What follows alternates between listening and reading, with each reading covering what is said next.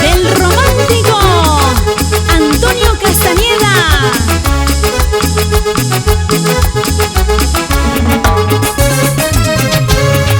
Un zorzal cantaba por altas montañas, por altas montañas.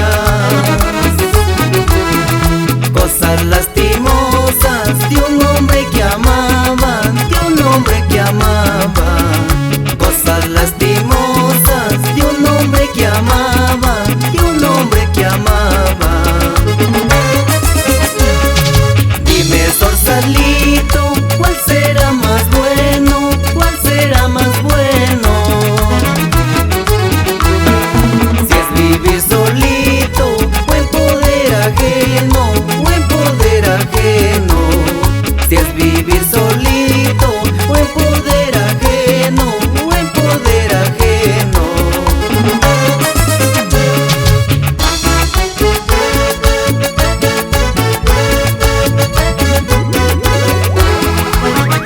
Y recorriendo nos vamos por todas las 13 provincias de Cajamarca. Baila, baila con Antonio Castañeda, el romántico del Perú.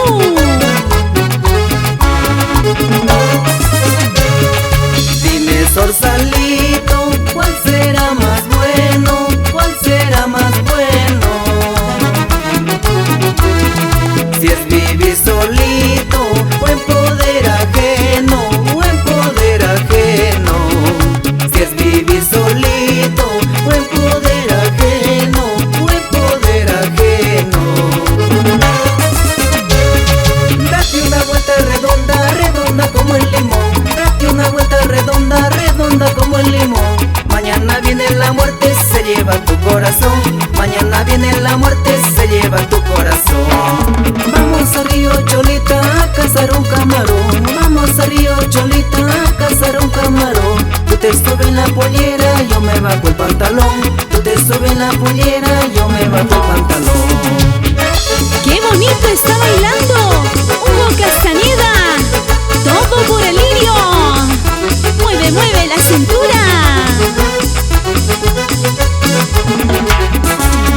Date una vuelta redonda, redonda como el limón. Date una vuelta redonda, redonda como el limón. Mañana viene la muerte, se lleva tu corazón. Mañana viene la muerte, se lleva tu corazón.